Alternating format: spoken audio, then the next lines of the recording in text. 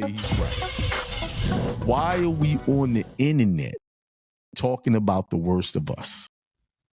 You don't see any other group doing that to themselves. You don't see Korean going to the hood and pointing out their worst parts of their culture. No. You don't see white folks are not doing that. No other Russians, they're not doing that. You think those people don't have problems in their culture? They do, but they're not on the internet making money off of showing it. And I was like, man, I said to myself, we just destroy ourselves on all levels. We got in the hood, you have the young boys killing each other. They'd rather shoot each other than go after the real problem that's after them, the real predator that's on their case. And then the so-called people that's making money are spending their time and their energy destroying the ones that they think they feel better than them. You know, like that, like they're better than those people that they call hood. It's not. Do we have ratchet culture in our hood? Yes, it's been there since I was a baby. I've seen it. I've lived through it. But it's not my job to put a magnifying glass on it, just like white culture did for so many years. They did that. Whenever there was crime committed in the neighborhood, they always put the black ones on display. That's not so much the case anymore. But and these channels are doing it now. You know, Akeem, we're at a generation where the people now are people I look at like who are getting a platform are the ones who are post late 70s, early 80s, so the crack era people. So like you're talking about really destroyed homes, broken homes, and these people have been pretty much in the shadows. So now with their opportunity to shine, they put on display all this behavior. And like when you talk about back in the day, like there might have been stuff in the community, but our grandparents, our parents, Korean War, Vietnam War, they kept things under wrap. They wanted the community to be nice. It wasn't like open displays of publicizing violence in the neighborhood or family issues. And you're right. I was just talking with another guy, the Armenians, the Russians, the Jewish, the Asians, they like everybody has their own issues, but you're not going to know about it. You're not going to know what's going on at the massage parlor or this community that somebody's being, there's crimes. The crimes there aren't reported, but it's dealt with. And it's the same thing. We become so obsessed with attention, whether it's the big gold chains or whether it's the loudest or the, look at my ass. I mean, I seen a video, a 70-something-year-old grandma pole dancing for likes and follows. And I'm not saying only black women, even, what's her name? She just did it too. What's her name from Blackish? The actress, Dinah Ross's daughter. Stacey Ellis Ross, her name. Yeah. So, okay, we know you underneath there, you probably had a banging body, but now you're so hungry, you're putting your ass out there too. We have no shame. We don't have like, there's nothing left to fantasy and, we don't have no privacy. And that's what we need to get back to. Like, you don't have to put all your business out there. You don't have to let everybody know, like going on these podcasts and these dudes talking about who they robbed. And I was packing a pistol and the feds are listening and these dudes are catching cases left and right. I mean, you ever see an Asian dude or a Mexican gang member talk about carrying a gun? No. Come on, man. No. We're the only ones who brag about the stuff, we do a video. Oh, look, I took homeboy's chain. Come get it. That's a robbery, bro. That's a case. You know what I mean? Have you ever heard dude, how stupid are you? Obsession with clout chasing. That's what it is. Everybody wants to be seen. And no matter on what level they're being seen on, it doesn't matter. And Charleston White says something that's true.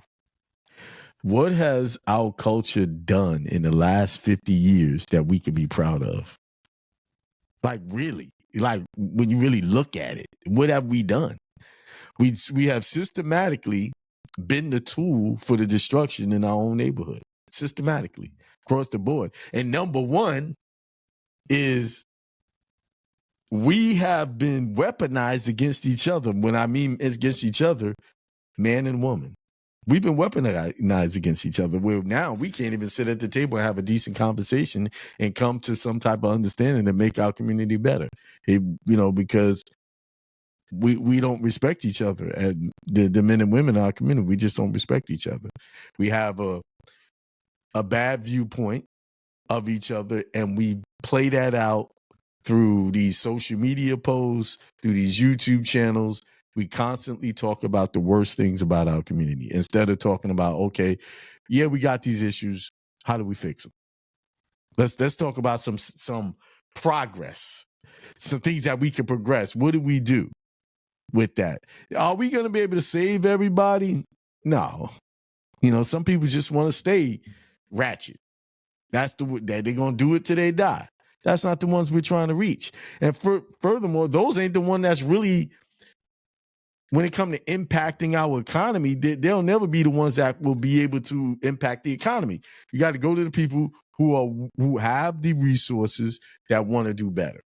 But one of the reasons why they get away with destroying the image of the community, because that's acceptable. It's acceptable. The power structure, let's not forget that the power structure allows that to go on. Because if you were to talk about other certain groups of people, they would shut that down immediately.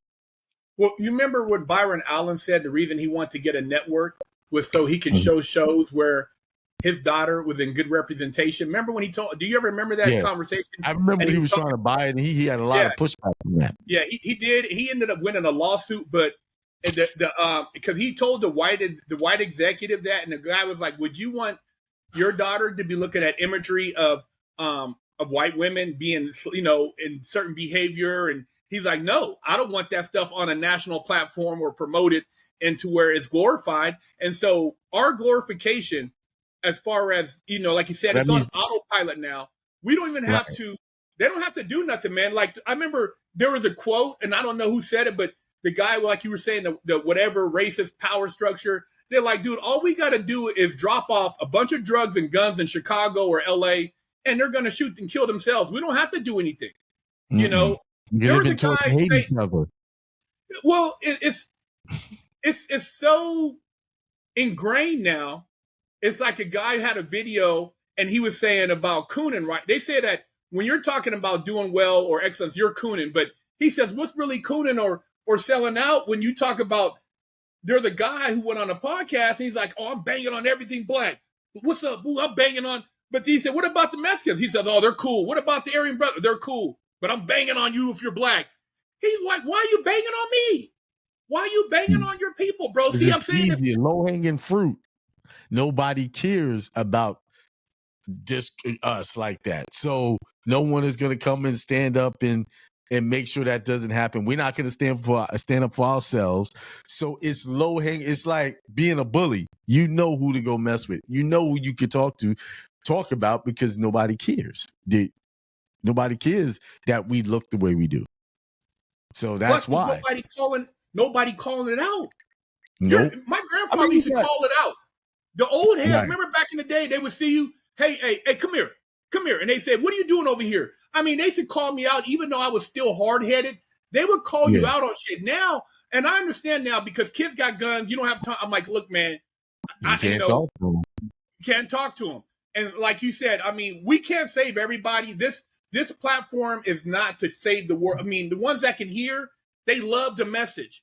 The other ones are going to say what they're going to say. You're an old head. We ain't trying to hear it. We're going to do what we're going to do. And that's we're just, it's a separation. And let's go back. It's official. Little Herc's Big Lessons, a story of kindness and integrity, written by BigHerc916 and Lisa Timmons. Me and Wifey are dropping the children's book series. If you want to pick up a great book that you could share with your kids, teach them some valuable lessons, and build on some values, this is the book. I'm also available to pop in at your school or your daycare and read to the kids. We got to save the kids. It's all about the kids, man. Link in the description. BigHerc916. You know I get down with that art. It's been a passion of mine since I was a little kid. And I decided to put together a series of vintage luggage with artwork on them. And this was the first two of that collection. Here I have a silhouette of a Bugatti Veyron I thought was pretty dope that I would like to share with you guys. If you're interested in purchasing, you can DM. And here I have a Mercedes 300 SL silhouette, also on vintage art. And the luggage is actually functional. So I don't know if you would ever want to put anything in here, but hey, it's up to you. BigHerc916.